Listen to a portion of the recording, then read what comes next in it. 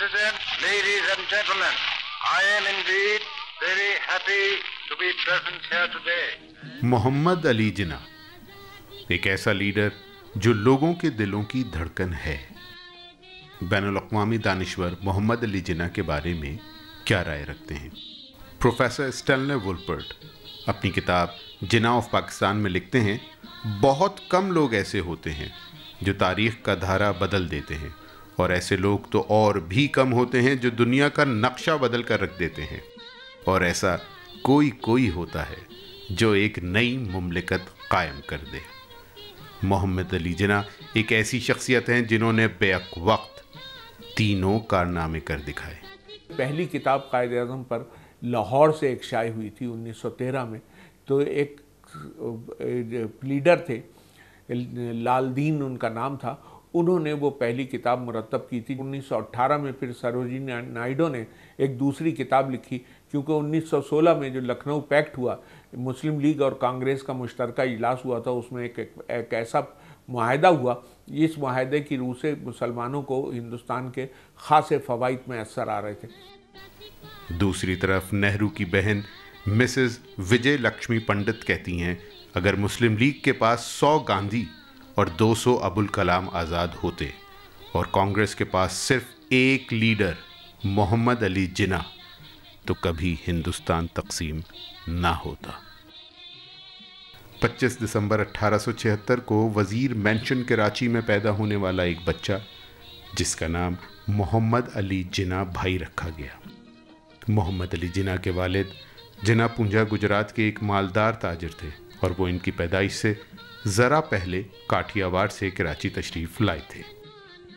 محمد علی جناح اپنے 7 بہن بھائیوں میں سب سے بڑے تھے۔ ان کے 3 بھائی احمد علی، بندے علی اور رحمت علی تھے، اور بہنیں مریم، فاطمہ اور شیریں جناح تھی۔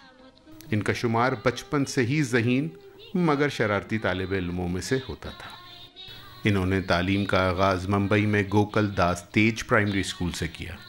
اس کے بعد سندھ مدرسۃ الاسلام اور کرسچن مشنری اسکول کراچی میں تعلیم حاصل کی۔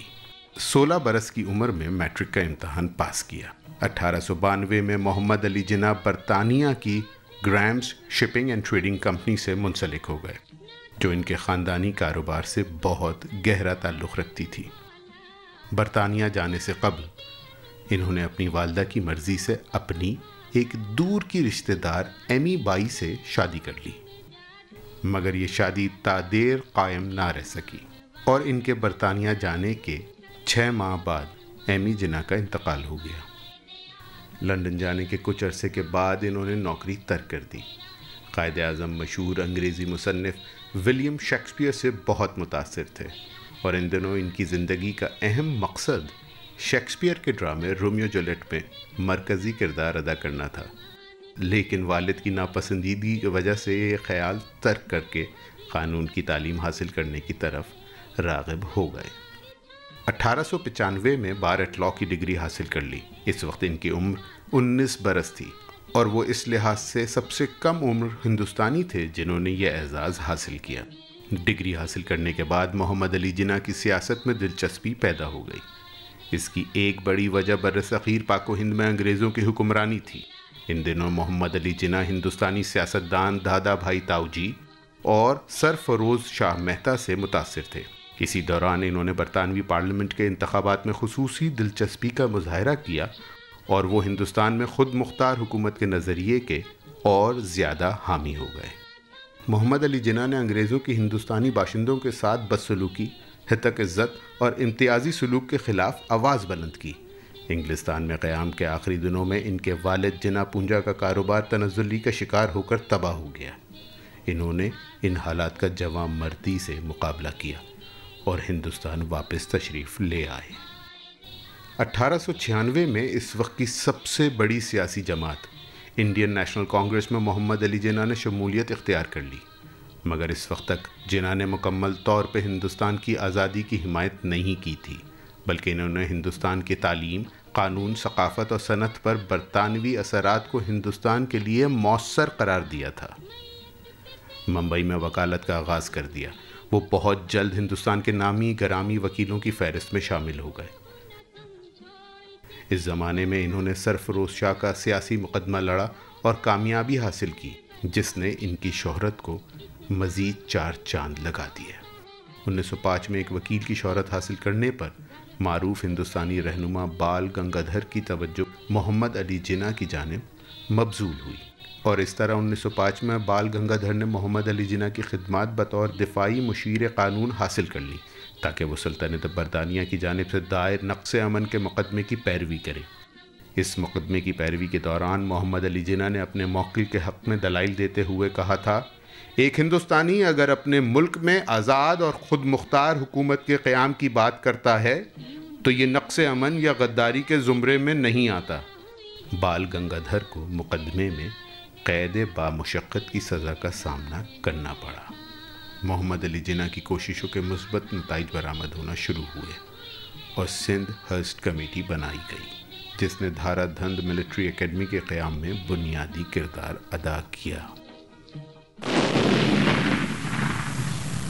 پہلی جنگ عظیم کے دوران محمد علی جناح نے دیگر ہندوستانی ترقی پسندوں کے ہمراہ برطانوی حکومت کی حمایت کی کہ شاید اس طرح ہندوستان کو سیاسی آزادی نصیب ہو، مگر ایسا نہ ہوا۔ مہاتما گاندھی کی ہندو پرست پالیسیوں نے محمد علی جناح کو کانگریس چھوڑنے پر مجبور کر دیا۔ 1906 میں محمد علی جناح نے ڈھاکہ میں نواب سلیم اللہ کے گھر میں بننے والی آل انڈیا مسلم لیگ میں بھی شمولیت اختیار نہیں کی۔ اس کی وجہ یہ تھی کہ مسلم لیگ ہندوستان میں صرف مسلمانوں کی نمائندہ جماعت تھی، لیکن پھر 1913 میں محمد علی جناح مسلم لیگ کا اٹوٹ انگ بن گئے۔ 1916 میں محمد علی جناح کو مسلم لیگ کے لکھنؤ میں ہونے والے اجلاس میں صدر منتخب کر لیا گیا، اور اسی سال کانگریس اور مسلم لیگ کے درمیان ہونے والے معاہدے میثاق لکھنؤ کو مرتب کرنے والے محمد علی جناح ہی تھے۔ اس معاہدے کی روح سے ہندو اور مسلمان برطانیہ سے آزادی اور خود مختاری حاصل کرنے کے لیے ایک پلیٹ فارم پر متحد ہو سکے۔ ہندوستان میں بہت جلد آل انڈیا مسلم لیگ ایک اہم سیاسی جماعت بن کر نمودار ہونا شروع ہو گئی اور رفتہ رفتہ تمام مسلمانوں کی نمائندہ جماعت ثابت ہونے لگی۔ محمد علی جناح ہندوستان کی سماجی اور سیاسی حقائق سے پوری طرح واقف تھے۔ وہ چاہتے تھے کہ بر صغیر کے لوگ بھی ترقی کی راہ پر گامزن ہو جائیں۔ سیاسی مصروفیات کی وجہ سے محمد علی جناح کی نجی زندگی شدید متاثر ہوئی۔ ایمی بائی کے بعد 1918 میں پارسی خاتون رتن بائی سے دوسری شادی کی، جو اسلام قبول کرنے کے بعد مریم جناح کے نام سے پہچانی جانے لگی، جن سے ان کی ایک بیٹی پیدا ہوئی جس کا نام دینا رکھا گیا۔ 1929 میں رتی جناح کا بھی انتقال ہو گیا۔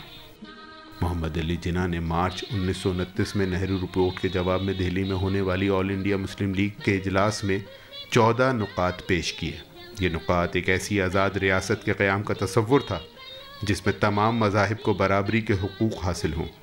شاید یہی وجہ ہے کہ مسلمانوں کی تقریباً تمام مذہبی جماعتوں نے پاکستان کے قیام کی مخالفت کی اور کمیونسٹ پارٹی نے حمایت کا اعلان کیا۔ محمد علی جناح کے پیش کیے گئے نکات کے مطابق ہندوستان کا آئندہ دستور وفاقی نوعیت کا ہوگا۔ تمام صوبوں کو مساوی سطح پر خود مختاری حاصل ہوگی۔ ملک کی تمام مجالس قانون ساز کو اس طرح تشکیل دیا جائے گا ہر صوبے میں اقلیت کو مؤثر نمائندگی حاصل ہو اور کسی صوبے میں اکثریت کو اقلیت یا مساوی حیثیت میں تسلیم نہ کیا جائے۔ مرکزی اسمبلی میں مسلمانوں کو 1/3 نمائندگی حاصل ہو۔ ہر فرقے کو جداگانہ انتخاب کا حق حاصل ہو۔ صوبوں میں آئندہ کوئی ایسی اسکیم عمل میں نہ لائی جائے جس کے ذریعے صوبہ سرحد پنجاب اور صوبہ بنگال میں مسلم اکثریت متاثر ہو۔